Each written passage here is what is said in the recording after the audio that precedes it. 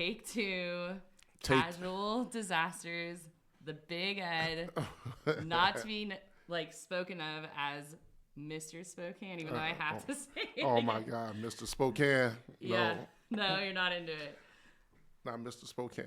I'm trying to bring Mr. Spokane. Ooh, we bring back. Mr. Spokane. Let's do that, but not me though. So to all my listeners, we had a technical difficulty. It wasn't my fault. Big Ed was not involved. Something happened to the recording studio where they have the mics mislabeled. So yeah, we had to come back down this Saturday. I will be dropping the episode today because I messed up our recording. So I'm not the engineer. No, neither am I. So we're just kind of figuring it out as we go, taking photos, drinking coffee on a Saturday love photos. Morning. So we're going to kind of redo our interview. I thought what we talked about last time was so epic, and I'm so sad that it sounds like I'm underwater because we could have released that episode and it would have been amazing. So right. We're going to have to... Well, that's all right. we make it better. Yeah. So Big Ed today, I wish you could picture him. He is wearing a sweatshirt Shout with out. leather sleeves that says Big Ed 50. 50, that was actually my basketball number in high school. Oh. And one of my homeboys back in Chicago made this for me. I love it. It's perfect. And I'm wearing, well, I took it off right now, but a Chicago Bears, Cubs, sorry, my bad. Well, Cubs she's wearing hat. a Chicago Cubs hat. But I'm a White Sox guy. Sorry. Oh, wow. Sorry. Dang, Sorry. that rivalry is deep. So, Big Ed, last time we talked about, like, what brought you here. Can you say what brought you to Spokane? So what brought me to Spokane was got a basketball scholarship to Eastern Washington. So shout out Eagles. And so then I wound up going to a house party, and I saw one of my childhood friends, Tommy Williams, who's a teacher here, local. And so, but we grew up together. Our parents worked together. Then he was known as Little Tommy. I was known as Little Ed. And I saw him and said, "Hey, what are you doing here?" "Dude, I'm going to school here." And everybody knows, Big Swole? Like, who is that? That's what they used to call him, Big Swole. So if you That's saw so funny. I didn't know that about Tommy. yeah, Big Swole. So if you see him, call him Big Swole. And so wind up just staying here with him. That's awesome. Yeah, I knew that one person, then, wound up being here. And you talked about your dad wanting you to get at least 1,000 miles away from home. So you Big Ed said, you got to be away and my dad is Big Ed, so the original Big Ed. So you got to be 1,000 miles away from the house there. I'm like, what? I ain't never been away from the house because I'm always mama's boy, daddy's boy. So I was fortunate enough to have both parents. And that's how he said, okay, peace out. How many siblings? Just one brother. Oh, okay. Oh, my God. We don't talk about him, but he's cool. Oh, we don't talk about it? Yeah, he made some poor choices in life and wish he had to go travel the roads to find out the hard way. And so he knows. We'll wish him well. And I talked to healing. him. Oh, do you? Yeah, and so my brother, unfortunately, made the life of some criminal activity. And I wasn't going by that. I was going to never go that route because my dad would actually told me, he said, hey, I probably would kill you. So my dad put me in Boy Scouts, Cub Scouts, all that stuff, and kept me busy on the weekends. That's really important. Yeah, so it became very, then my other friends got involved, and so we all became Cub Scouts and Boy Scouts, everything. I love that. Yeah, and so we still got a group chat that we chat every weekend. Yeah. We call us the Bishop Boys because that's our block. Yeah. All of us grew up on this one block, Bishop Boys, and today's one of our guys' birthday. Oh, I love that. Yeah, so our group chat here. That's so sweet. Are you telling them you're on a podcast today? Not yet. So what I usually do, I was trying to get it set up. Sorry, people. I was trying to do it live, but they might use choice words that maybe you have to bleep out. Because You're gonna again, put them into the interview. I bring them live. So for you, that maybe the people listening who haven't seen Big Ed, he's a 6'7" black man living in a majority white city. Majority white city. I don't know the percentage anymore. At one point, I know we were over 90% Caucasian in Spokane. I'm sure that's changed. This was years ago. Our data has just probably shifted significantly, but I don't know that significant. But Big Ed is right we now going live. Going live. With We're his going live. group Let's see my chat. friend. Let me see if he picks Oh, up. Lord. That was one right there. I got my boy Scoop online right here, right there. So I'm on live. So We're recording a podcast currently. I'm doing the podcast. This will be on the podcast. So doing the podcast right now. So Maddie, there's Scoop right there. Hey, nice to meet you. I'm currently meeting someone on, what is this, FaceTime? The FaceTime, that's one of our childhood friends. So he could always tell you how we grew up together and just having fun in Chicago and stuff like that. Yeah, I bet. You guys are probably wild. Was So Big Ed wild back then? this guy here, his grandmother, Miss Pierce, was like a mom to me too. His grandma was my grandmother, so we always shared. And when we gambled, they taught me how to gamble. So we was shooting dice, probably like 9 years old kids shooting dice up in the house there. So I love that. So he's probably at work. And so I just wanted to bring you on this little scoop, so let's show you. So that's one of my buddies right there. So nice to meet you. and we always, the good thing about our crew, we didn't go to jail, prison. I mean, we probably went to jail for some driving license stuff, but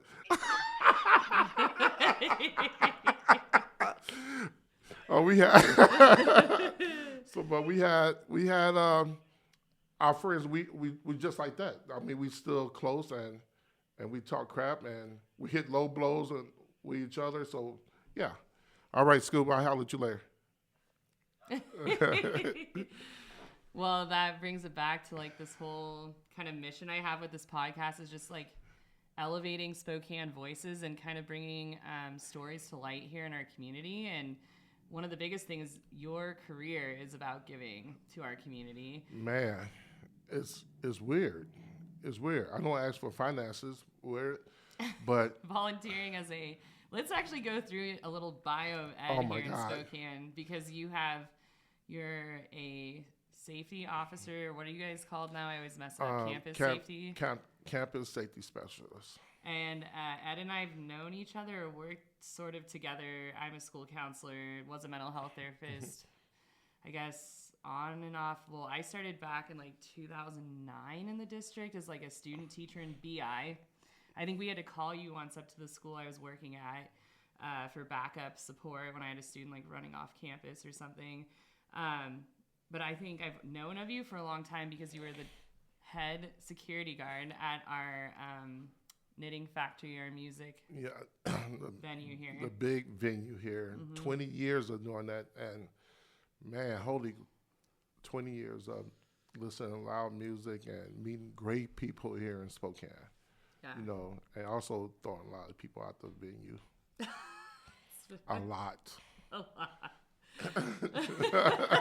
I met some of the greatest people. I kicked them out the venue. Yeah, and I like that about you because you're very kind of like open to restoring with people. You're not like punitive, even in the approach you have with just human nature. Like, patient. I'm very patient. That's true. I'm very patient. Okay, so I think I listed 2, and then you told me last time you were a reserve. So fortunately, great thing is I work for the city of Spokane as a police reserve officer, which is great because the reason I joined that is shout out to Chief Michael, who gave me an opportunity to give back to the community in another way still, because I had another officer named Kenny Applewhite who since retired, and my other officer named Gordon and Grant and Mel Taylor. Those were the 3 OGs, 3 black officers I only knew in Spokane. I remember Applewhite and him riding his bike. There riding a downtown. motorcycle. Yep. And so Gordon Grant was a school resource officer, and Mel Taylor was one of the SWAT team guys. Oh, So wow. these three people that I admired because they traded the way, and it's weird. And so they never want to be full time, honestly, because I still want to work with kids and do all this silly stuff while I'm doing. Yeah. So Oh, yeah. You have 29,000 yeah, but followers something like on on TikTok. TikTok, Big Easy 48, Big Easy, BIGEASY 48. And I made that TikTok when I was 48, and I'm 51 now. So that's where I got the 48 from.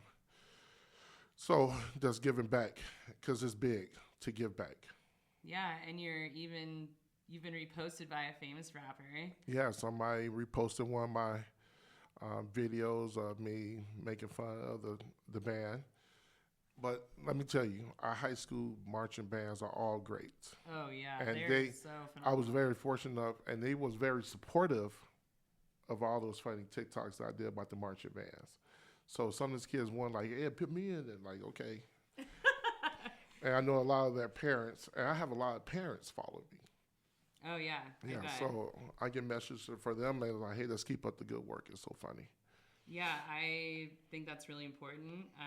I think obviously there's like all these ethics around boundaries and stuff, but I think one of the biggest draws to our job of being in a public position is also though we have to wrap around our community, and we can't. I don't know. I feel totally comfortable if a parent wanted to follow this podcast. Yeah. There's some things I have like private me and then public me. So I don't. Yeah, I think that what you're doing on TikTok is very community oriented and like wrapping around, bringing people in, highlighting like the silliness of being a school officer in this day and age, and all the fun things you can do. It's so cool that some of my partners who I work with, who some of the officers that still mentor me, enjoy it. Like they always give me crap about, "Oh, that's the famous guy on TikTok." If if we have to do something, arrest or whatever, somebody will always bring that up. And I was like, "Dude, wait, relax." Because So- you said you've been recognized by people on like your shifts. Oh yeah, the people know community. who I am, and just and we sat there and talk about it.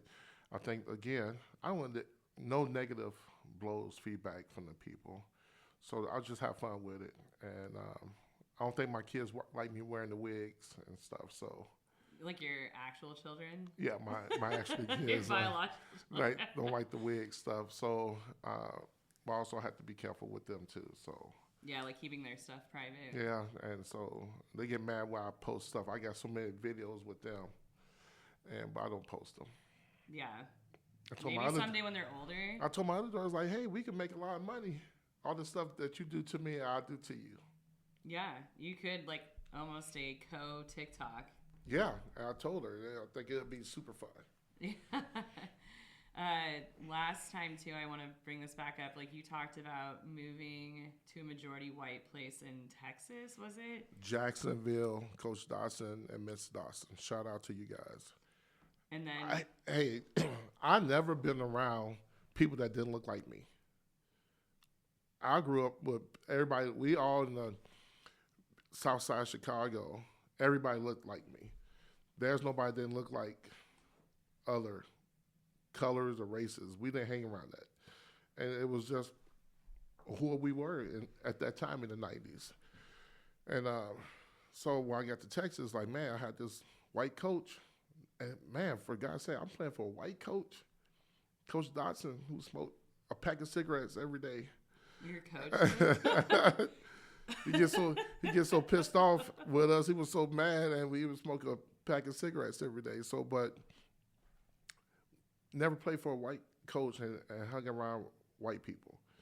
But man, those guys treated us like they was our kids. Man, Coach Dodson, man, he opened the doors. He had a big ass house out there and the acres and everything. And Miss Dodson like one of the top school district people in there, and was like, let's open the doors, open their doors to us. And man, and after spring, I went back there probably about 24 years ago.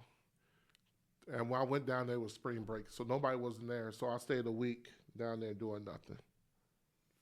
because What was that like being around white people? it was different.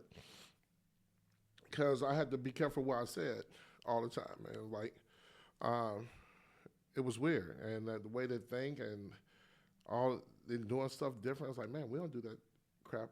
Where I come from, like, man, you get beat up. Do you feel like white people that you were first experiencing, or even to this day, are like more conservative around like, I don't know what you're talking about. You said you had to like watch what you said in front of them. So, yeah, I did Because because they I had, take it more literally. yeah, they're right. And I was like, what? So I always have my friends want to go back to Chicago with me to visit. I'm like, no. Like white people? Uh-huh. Oh, White people. really? I did one of my TikToks like that. No. You can't in my neighborhood because you get hurt. They think you, in that mindset, going back to the hood, no. Like being, I mean, I don't know. Maybe there's a better word for this, but kind of just conservative, like walking into that space and just being uptight. Right now, you could go downtown Chicago. Yeah. It's great. So when you go visit Chicago, it's great when you go downtown to Michigan Avenue and all the shopping malls down there. But when you go back to the south side, the real, in the 80s streets and 70s, like you're not taking people that don't look like us over there. Unless you feel like they were more open, or you feel like that would just not be I just don't feel like the it's vibe. the vibe. Yeah. It's not a vibe. And if you look at the pictures today and YouTube and all that stuff, it's still not there. But I always tell my friends, I give them good advice. Let's don't go out the area. Stay in your own area. Yeah. Yeah. I didn't really explore too far out of like that where I told you I was from Yeah. downtown to like Wrigley to like just those areas. I guess mostly like where a train or the subway was like taking the tourist in and out of this area, but it wasn't And out even, into the suburbs or whatever. yeah, even when I go back, I feel like I'm a tourist Do you? because all my friends are old and moved to the suburbs and don't really hang out in the hood. So what year did you move to Spokane? 1993 came here. Man, that's something. 93. Holy man! And you guys don't have no idea. I living in Cheney as a Yeah. black. Cheney, that's a whole different. Cheney, Washington. Man, What was that like? compared to terrible, Chicago? terrible. The police was terrible. Everybody, and it was big difference because I could still remember some of the officers out there treated me different, and I wasn't used to it. Right? I'm not saying I was the perfect person, but I wasn't breaking in buildings and crap like that. I'm still playing basketball for the university. And I feel like they treated everybody different. Now, you talking about, again, bully, again, that was the worst time of my life living out there. I still don't go out to Cheney because it's weird. I feel like the traumatized. Yeah, like And I know the officers and people out there, but too much damage that they did within those couple of years. but somehow then you move. What year did you transition from Eastern or whatever, 96. graduate and come to Spokane? Now I moved to Spokane. Then I came in. Now I moved, when I got through playing, I moved to town. And then got a job working with at-risk people. Oh yeah. And that's what made me change because I'm not going to ever, my goal was I wasn't going to ever be like those guys. Even being law enforcement now, I tell these young guys now, don't let that uniform change you because it's terrible. They put these uniforms on and they become a different person. And you have told me before that's part of your kind of motivation around being an officer, a person of color, like being in that space and representing, but also like showing a different type of officer that you're like really genuinely you through and through and not going to become this kind of jerk. No, I'm not. Punitive. But you have to remember, Spokane's still not ready for that, right? No. Because we not. Are we ever going to be ready? Everybody sounds good. Like, I'm doing this, I'm doing that. Like, you have no idea because I don't see you. I'm at everything. So all these people get on TV and start talking about what we doing and speaking for black people irks me sometimes. Are you talking about like white people or black community or? As our black community, both. We don't get along with each other here. We fight and pick with each other, nitpick. And then we have somebody that don't look like me us come in, try to separate everybody and fix us. Like we're gonna bring us together. Like, and some people don't like me only because I wear that uniform. I'm like, man, I'm Ed. I'm just plain. Yeah, I think the last episode I filmed with Wilma, we talked about policing because she came here from Minneapolis right after George Floyd was murdered. And, I talked about some of the things that have shifted with the police department here, like the response to us. But I feel torn about like policing because I feel like we built a society that can't really sustain without officers, but then we're saying let's reform and just eliminate. But I also can see the other side of like saying, but we have actual criminal stuff happening and danger and safety every day. Some people don't. And who are we calling when, for instance, as a single woman, like living in a home, like if someone's breaking in, who's coming and not a counselor? Right. So I have to think about that. Like we built, we have gun rights here, so anyone can walk around with guns really at the age of 18. Man, I was getting breakfast this morning with one of my school buddies, school district friends. I'm looking at these weird people carrying guns. It's like, man, they must it's open carry state, right? And so we just have to be careful because, again, I'm involved in a lot of community stuff. And I don't see half of the people that's on TV at these events. So you're saying like people who are kind of in the limelight are like taking attention and saying, oh, I know about this community, haven't really actually immersed themselves within the community that they're speaking on behalf of. Right. They also can't do that because people will judge them. Like, remember, we are a city that hold grudges sometimes against people. I think that's been one of the hardest things for me. Why I'm so interested, like both you and Wilma were not born in Spokane, but you choose to stay here because there is this sense of community.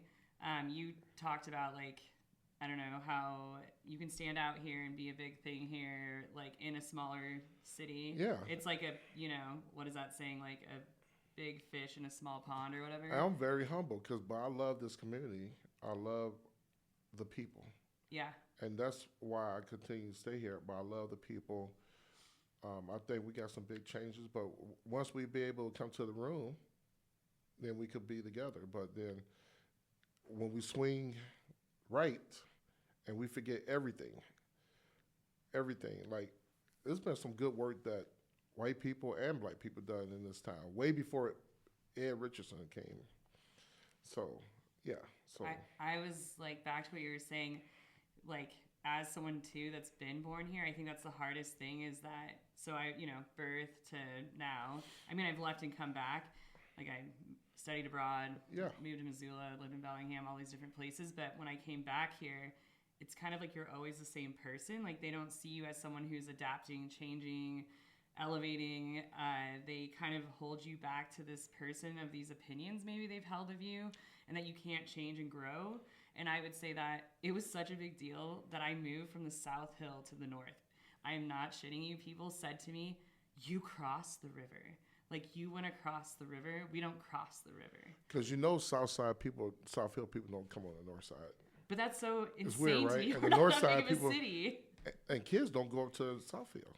But like, why we gotta go up there? We don't have any money to hang out with those students. So like, come on, man, we normal. But you and I both know that that's not, because like I used to like, there was a time period like I grew up in the Perry, Grant, East Central area, and so like that's not true. Not everyone is just balling out on the South Hill. There's all Section 8 apartments now up by Mullen Road in that whole area. Yeah, there's a huge discrepancy with like socioeconomic status, but we just assume the South Hill is just all rich, all white. Do you remember those parents from the South Hill did not want those apartments up there?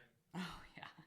That amazes me. Those parents got on the news, say we do not want these poor kids mingling with our Moran Prairie type of kids, and it's weird to me. Mm-hmm. It's like, but they still built those apartments, and they was worried about what the influence is going to be on their kids, and that's coming from the news stuff. Just watching the news. I never knew those parents and never knew that group, but it was kind of hurtful. But we don't talk about that stuff no more. Yeah. We talk about defunding everything around here. Yeah, it's like, why aren't we... I go to, like, Bell Hooks when I think about, like, I don't know if you've read her stuff, but she's done a lot of work. She's a book called All About Love, and her theory of love, and one of the biggest things she talks about healing is having community love. And I long for that, I guess, in Spokane, like, us... It's hard. People wrong you, right? And it's hard to not set boundaries and tell people to, like, kind of fuck off. But, like, at the same time, I'm like... But this is our community, and we have to, like, open ourselves up to forgiveness but also accountability. Right. It's not saying I'm going to tolerate abuse and violence or anything like that, but, like, how are we going to kind of support one another? Like, you're talking about, like, just, I do feel that with the limited amount of maybe Black people in Spokane, maybe it's almost like, which also comes from this theory, pedagogy of the oppressed. He talks about the power of, like, marginalizing or oppressing one another, then you get power. Yeah. So, like, there's this power in doing that, right? Like, oh, I'm going to suppress him, Big Ed, so that I feel empowered, even though I'm turning against maybe my own people or people that are, you know, similar ethnicity, culture as me. Right. I like you just said something with the community love. I love that. Yeah. That's why I like that. I want to remember that. Yeah. Community love. And so we just keep moving along slowly, bit by bit, until we all can get on the same room. Because I'm like a guy, honestly, I could go in the room with anybody, with any group, and still feel like I fit in. I do. I don't look at, but do I go in the room now sometimes too, like, oh, that person don't like me, and never had a conversation with me. And I feel like I could talk to anybody. Don't you sometimes, I feel this way, like, I get this, like, social anxiety in Spokane sometimes, like, I can't really just show up to a space and not see someone that knows me. And then, what are their opinions of me? Sometimes, like, can be a barrier for me. But I have to, you and I both know this really well, like, I'm still going to go in those spaces regardless of what people think of me, because, like, it's important, and a lot of the time it's advocating for students or it's connecting with my community members, and I don't know, people are always going to tell a narrative they want, and I can't change that narrative. You can't change it. Yeah, but so you can't change it. You can't change it, and that narrative I love because they have no idea what I do. I love both. And so we just going to continue to do what we're going to do. Yeah, that's what I mean. Like, we're going to show up in the space. That's it. Yeah. I'm okay. Well, one of us going to leave then. So I love it here. I'm not leaving. Right. So peace be that's with how you. I like, look, somebody's going to leave. Yeah, and it ain't going to be us. No. And sometimes I like causing that disruption for people. I'm like, I am here to elevate the conversation, maybe put you in discomfort, and also show that I'm not going to cower to people's, like, maybe bullying mentality or that kind of group mentality of let's shove these people out if they speak truth, or you're always worried about me. You're like, oh, you know, you got to bring it down. You got to bring it down one because, right, that word bullying, like everybody talking about bullies in schools. No, like, we're talking like actual targeting. I'm not saying I'm being bullied. But no, but there's target. That's why I'm using that. There's targets everywhere. So I don't feel like I've been bullied in Spokane. Maybe as a child, but that's a whole different story. No, but I'm just talking about society, how we see each other and bully that way. Yeah. And so. Yeah, that word's a real hot button. Oh my God. How many times a day do you hear someone's being bullied? Man, I'm gonna get a T-shirt with that on there. Everybody being bullied. I spend a lot of time reframing that and, like, what that actually looks like, because it truly can happen, right? Like, where a group of people are targeting someone. I've had, like, you know, racial things. It could be gender things. It could be disability, ability. Truly, it goes down, and I'm not discounting that at all because it's real. I wouldn't have a job, like, honestly. It is real, but you got to remember, bully parents don't want to hear their kids say, my child's a bully either. No. They don't want to hear that. So it's taking a lot of education and re-educating, like, what harassment, intimidation, bullying actually mean, right? Don't you feel like that's a big part of our job?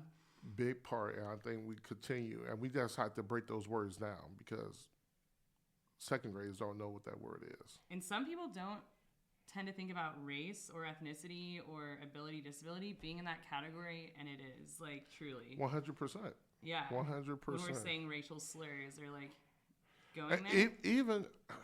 Even in Chicago, my friends, I mean, they're all black, and they use the N-word not all the time. It's like, because they come from in that zone. What do you think about that? I talk a lot with students about the use of the N-word and, like, the history. It blows my mind, like, how many of my students don't even know what that word But then when you have comes from. Then you have the white kids saying it. Well, that's what I was gonna say. Holy So, like, mackerel, like downtown, anywhere, just hearing the white kids say it like it's nothing, and when they get beat up, unfortunately, then I try to explain to them that you can't say that. But my friend, he gave me a pass. I was watching World News, and some kid was making $500 a week selling N-word passes. what do you think about the use of the N-word? I think in that time when I was a kid, you look at old movies. Richard Pryor. You know what Richard Pryor is? Oh yeah. Think how much money he made. Like, that's all he said. But now he won't be able to do nothing. Once we try to get past that, some people, I just try to redirect them. But it's hard. It is. It's hard. Yeah, and I'm white, so that, like, for me, I don't really think I can take, like, but I do say to students, like, when we're in this environment, like, I don't want that word being used. And if your family and you have agreed to that word in your home, like, 100%, I'm not going to intervene on that. Like, that's your culture, your family's right to that. Like, you can't, you only could break it up, try so much, like, to try to break it up. But it's weird when I hear when I was at the NIT, those parents would say that to me. The white people would say it. The N-word? All the time when they're drunk, throwing them out. They'd be like, "You're the N-word," like saying it to you, and Yes. Wow. It's weird. Yeah. Do you feel like that's more freely used here than, like, maybe from Chicago? 100%. Would a Chicago, white person say that to you in Chicago? No, they get their mouth swelled up. 100%. No. It's not tolerated. Here, there's a lot of freedom because you got to remember, Washington State, there's consequences are going away for people. We all about rehabilitation, and if they get beat up or something bad happened to them, more of the suspect or subject will get more freedom than the victim, to me. I think it's a hard one, right? Like, I'm sure we probably differ in some of these, like, just around, I don't know, discipline practices or the criminal justice system in general. I can see there has to be a line, right? And boundaries and consequence and accountability. Well, you have to remember, I think we talked about with juveniles. Yeah. In the state of Washington, you no longer could interview kids under the age of 18 without an attorney. Not with parents' permission. Because parents used to give a permission, hey, you can talk to my kid, but without an attorney. So, yeah, when these kids get these assaults and whatever they do, now you can, attorney gonna tell you not to talk to them because you call it 800 number. Yeah. So you get some random person probably at the house or probably not even in the country. And part of me, I mean, isn't that our right as an adult, right? An adult, like, part of our Miranda rights? Yeah. Yeah, I was just dealing with somebody habitual. I wish I could show my body cam of this lady who is a prolific shoplifter here. But listen to her as a kid.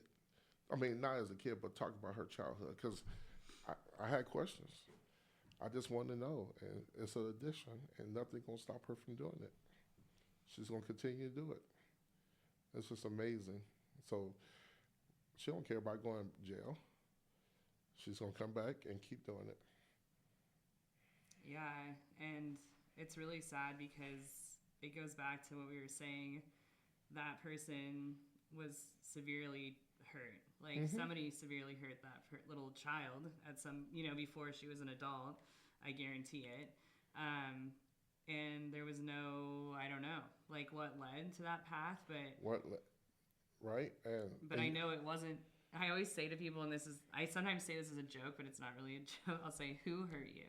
Because like the pain, like maybe it's like somebody really aggressive on the streets or this situation. It's like, who hurt you? Like honestly, truly. That is good. Who hurt you?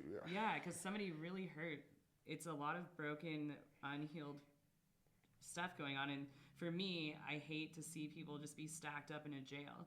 And like, what actually happens in jail? You're just sitting in a cell. There's no. I want to text you. I just watched. I called my bestie this morning, Stacy, at like 7:30. He should have been on. He actually wrote me about doing a podcast himself. He wanted to know about it.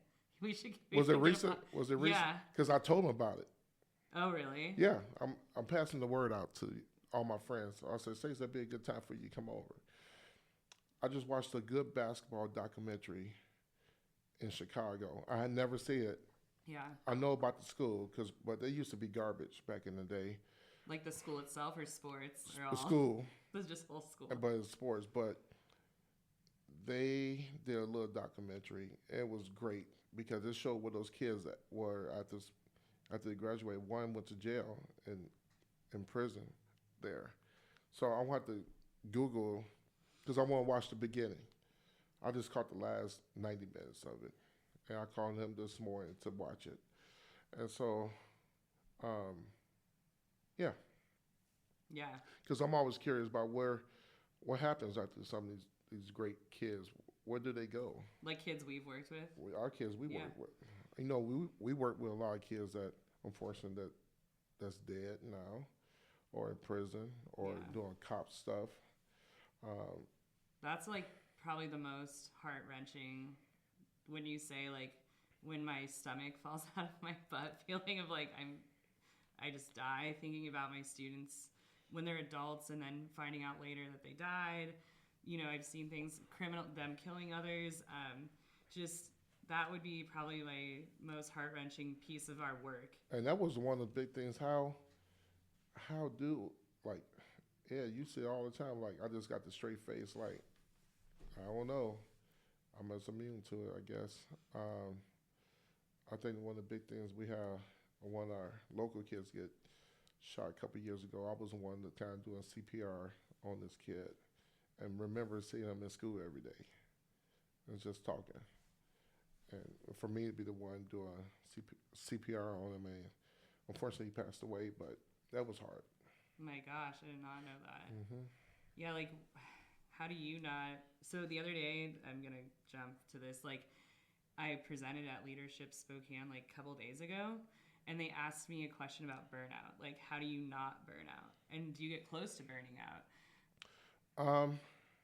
No, because I do the drone. I fly my remote control drones. So you like good, like kind of that, even those cheesy like self-care. Self-care. It's cheesy self-care. Yeah, I hate saying that phrase. I know you just said cheap, man. You just beat me down when you said that was cheesy. No, saying the word, me saying self-care to you. Is this your self-care? It is. Yeah.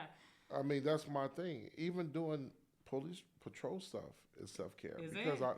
It's weird because how do you do this for free? I just enjoy it. And I look at connecting a community. I could get killed every day. I'm not in the safe zone. Throw that uniform on, you're not in the safe. You just a big target. But I think I look like 8 feet tall in all my gear. You do. For sure. So. But you're doing that thing that we just talked about with Bell Hooks, the love your community, because you're volunteering your time, but it's healing. The number one way you're going to help community and heal others is by connecting to others. Right. Because that's the number one factor of healing is the number of people who care about you and are like really truly invested in you. Yeah, I truly believe it's going to continue to pay off. So when I win that Powerball, I'm going to open a community center. You better kick back to me. I'll let you run a podcast. I'll let you run it. I would love I'll let you do the grant stuff. You'll just fly in and that's it. yeah, and then I'll just run it. But we are not taking. See, this is the thing where everybody want to do. We get 20 kids. Everybody want to take 20 bad kids. No, that doesn't work no more. Middle. You can't have 20 kids that don't want to listen. You gotta have some even. You gotta have some of those 4-point students for them to mentor off each other. I got this one kid at school here. He just did a podcast and he talked about me in his podcast. Did he really? Yes, and it was pretty funny. But I'm on him every day for the last 2 years, and because he's going to be something special. But I look at him, I was like, man, that's my dude. Because we talk every day. I'm good friends with his parents now. I just make fun of him, and we have fun. He messed with me. But he's like the great 2 years, because he graduates this year. And I got him in our Police Explorers program, which is good for high school kids for leadership. But he's a great kid. I love that for you. I mess with him all the time. Yeah. I got some pictures I want to put on my wall, because my wall is full of love of kids. It's you and students, right? And we talked about this when we forgot to this time, but you have floor to ceiling photos. Pictures, yeah. Because I want people to come in. Now, you got to remember, some people know the kids would they use the word ops. Oh, you got the ops on the wall? Yeah. It's like... They say that to me every day. Oh, man. Oh, you were with ops, I saw. You were with my ops today. Yeah. And so, no, we don't want that. No. No, they're just people that need help like you. And those of you listening, ops, I found out, is like your opposition. It's from a game, right? Yeah. And so when they don't like someone, they'll say, oh, you talked to my ops. Yep. And so it's funny, a lot of kids I built a relationship with last year really don't come to my office, so I got new people now. What's your favorite lingo that some of the kids say? I steal their words all the time. No. Yesterday they said I stand on business. Miss L stands on business. I just use no cap. No cap. I'm like cap. No cap. I say that so much. I was like, okay. Like, no cap? Yeah, no cap. Yeah, like, okay. But I'm glad these kids, like, even though being that personal authority, they still could come in a room and BS with me. Oh, yeah. I mean, I kind of waver on, like, I'm obviously a counselor, more gentle, but I can also be pretty firm with kids. Like, loving yeah, I know she can, because I saw that. I saw her firmness. Especially if a kid is racist. I am very much no game to play with. Well, we have those. What? We have those racist kids. I know. I have deep talks. It's crazy. Yeah, it's really that. I would say for me, that's one of my biggest barriers. And I remember even when I was in graduate school, they'd say, oh, you're going to have to work with perpetrators. You're going to have to... Oh, yeah, the perpetrators. Well, just in general. I know, I remember that word. They still use that? I don't know. But I'm just, like, thinking back to, like, when they were training us and, like, saying, and then I was like, dang, how am I going to be with sexual predators or, like, things that are, like, harming people, right? Like, but then I was like, oh, yeah, this is part of my belief of humans, that we have and make sometimes bad choices. And is that not weird? You gotta work. Yeah, and you gotta work with people that harm. We have to work with people that harm people and healing them and working with them on forgiveness and not shame and all of that stuff. And be up their parents. That struggles for me. We get a lot of that domestic stuff, and they're beating up their parents. I just can't deal. I think the hardest is human rights violations is what I tell kids. Like homophobic, racial. That one is probably still my biggest area where it depends on how I'm working with a human. If they're coming in so like defensive and like argumentative, then I'm like, whoa. But a lot of times when kids are being racist, they just don't even know. They don't know. Yeah, and then it's a lot of education. And that part I really like is almost awakening someone. This woman once told us, like, it's like a bell curve, right? 80% of humans want to grow and change. There's a top 10% that think they just know everything and they're experts and they don't want to learn. And then there's this other 10% who just are racist, homophobic. They're not going to shift. Right. So they said just always focus on this 80% who are like wanting to see the world in a more beautiful space. Like we were talking about, sometimes our work, I will feel myself torn in those 10% areas or the 20% of like too stubborn, not going to shift. totally closed off to like humans, Mm-hmm. and majority of humans love other humans, want human connection, and right. I mean, that's what I Right. feel like in our work. Always want to. Yeah. Yep. Yes. I was trying to think of a word, but I can't think of it. But yeah, we do want that mama feel. I almost want one of those weighted vest jackets. It's weird. I don't know. Sensory. Oh, I have so many sensory issues. I know. I need one of those jackets. To like feel cozy. Right. I'm, can you get the brush and brush my arm and all that stuff? So I do. Well, I have ADHD, and I talked about this, like lighting, certain noises, like my skin, like I can't have certain textures, overstimulation from humans. I had to sleep with the TV on. Do you? I can't. I've been like that since I was 8 years old. I gotta have the TV. I can't stay nowhere. Yeah, because the person's probably like, I need this off. I need TV. I need TV. I get that. It's probably like your mind racing before bed. Is that what happens to you? Right. And so you need that like distraction to almost like Something. I got my iPad. Draw pictures. I'm weird. Well, so what are some of your favorite parts of like being here in Spokane that keep you in this community? Besides the nature, people, it's not the food because damn, I can't find no food at 8 o'clock. After 8, something I want to get. Hit Adelana, It's- that's about it. No, that's bad on my stomach. Just joking. Sorry. I love Adelana. Everybody does, but me. It's just the love of the community. Yeah. That's the only reason. I don't. Yeah, I should be in Chicago taking care of my dad, but I think he's all right. But it's just here. I'm not a world traveler like you. Like me. I do love to travel. That's probably one of my biggest. I think I'm trying to decide. The Temptations are coming to Seattle to move. next month. I'm trying to Oh, decide. just to travel They're coming for a concert. I'm trying to decide if I want to go there. for which show?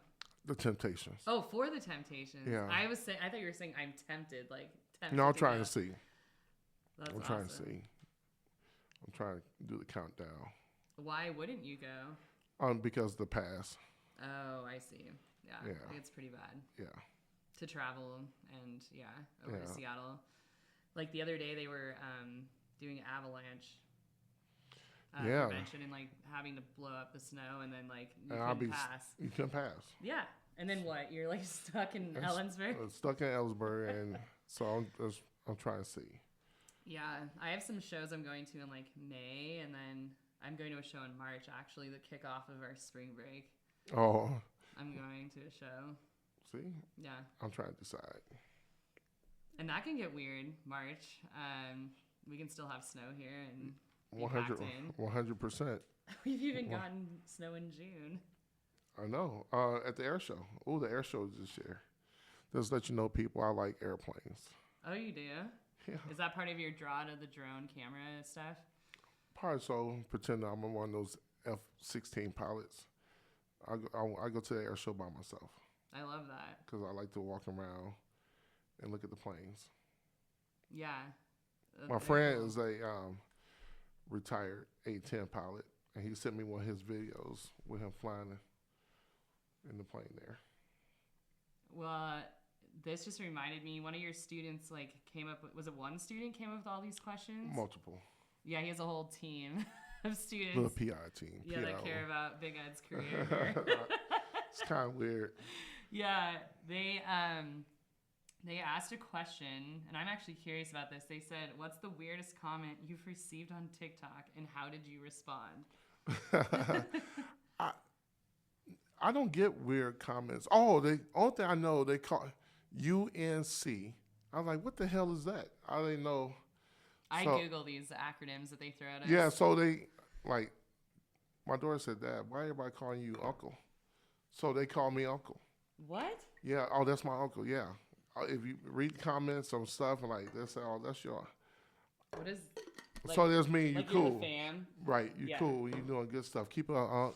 I like that. Then one person said, if you guys truly know who it is, that's Big Ed. and then put the names in there. But I don't get crazy comments. Oh, somebody would comment. I think me and my daughter did one. We was talking about the insurance scam, and it was mad like you teaching your daughter bad habits, your daughter to lie. I was like, it's just a skit. That's all it is, just a skit. What about this one? I like this one. What is this? It said, like, if the high school students you work with were to describe you in 3 hashtags, what would they be? I think I said hashtag restroom, because I'm always there. Oh, yeah. Hashtag second floor.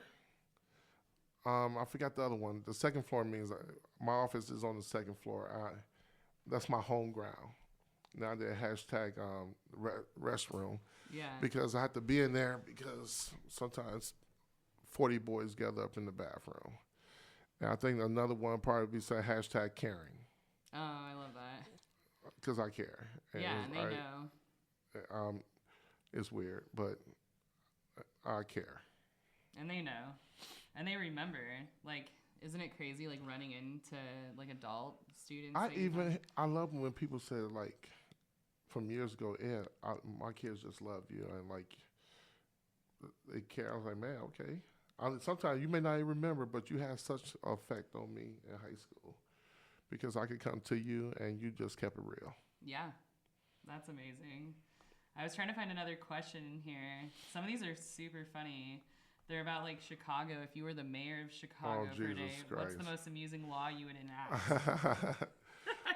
Chicago is like, what are we known for? Hot dogs, the Chicago dogs. And they might have it, a Chicago dog. I wish we had it here. Somebody could make a Chicago hot dog. They were kind of doing that at this place downtown, but it just closed. Of course it did. And for me, what was amazing at this place was they had gluten-free buns because I'm gluten-free, so I could eat a Chicago dog here. I love a Chicago dog. Anybody too. know what? It's just that pepper that makes a Chicago dog. Oh my god, I love that relish though. Oh my god, that green. Yeah, it's like lime green, or it's like bright yes. and neon. Yes, that real green. That's and that poppy seed bun. You gotta have that. Mm-hmm. And the big thing is we like rib tips. People don't do rib tips here, because you could go in the morning, like 2:00 in the morning, get some rib tips or Harris chicken. Oh God. Man. Now I'm getting hungry. I need. Do you go to Chicken and Mo here? All the time, twice a week. Shout out to all the guys. I love that place. Me too. Yeah. In high school, I would go there at least once a week. Tiger patty. What? Is that what you guys used to get? The tiger patty? Or no, is that the chicken on the bread there? Oh yeah, that was in that barbecue sauce. Everybody loves that. His barbecue sauce is top tier to me. Tiger patties. Tiger patties, yeah. That I ate that at least once a week. Yeah. Now they have do they have closed campus at LC? All the schools got closed campus. Yeah, that was hard part for Shada Park here is just because we have a field, but sometimes kids will sneak off. Yeah. There. I mean, sometimes it was hard to rein me back in after lunch. I was joking with Officer Dan about this because he had to, like, quote unquote, one time he told me he was arresting me when I was under the freeway coming back late from lunch, and he took me to Truancy Center and, like, suspended me for half the day. Is that not weird though? You guys back in your day, you guys didn't have a cafeteria. No, so LC didn't have that. So I would sit on the floor in a hallway. In the hallway, so on the first floor. Sit on the floor, and that's amazing. You got 2,000 kids outside every day. Every day, wandering the streets of Spokane, where downtown. Man, how did you guys? I wouldn't come back. Well, sometimes I didn't. I think I got back at my senior year. Right. But I was also going up to, like, Manitou Park playing Frisbee. Then I'd be like, oh, whatever. I'm just going to stay here and play Frisbee. Yeah, why would I go back? In the spring, it was almost impossible. A lot of people won't come back. Yeah, so I see the benefit to not letting us go outside, or the students. A lot of people will not come back. It's weird. Okay, so we've hit the end here. All right. And I was wondering if you would bestow some wisdom or advice on the Spokane people or any of our listeners. I just think, not to use, just be yourself, people. just do you. I love that. Just be yourself. That's all I can say. I'm not going to say here give you a 2-page Essay. quote, but just be yourself. And when somebody told me, just be yourself. That's all I need to hear. Silly, caring, and get the job done. I think that's beautiful and perfect. That's it. Well, thank you for listening. Thanks for having me. Big Ed, for Woohoo! volunteering your time for the podcast. I love it. Yep, you can look for us on Spotify, Apple Podcasts, or anywhere you listen to podcasts. And I look forward to releasing episode 2 and the next one. Thank you. I love it.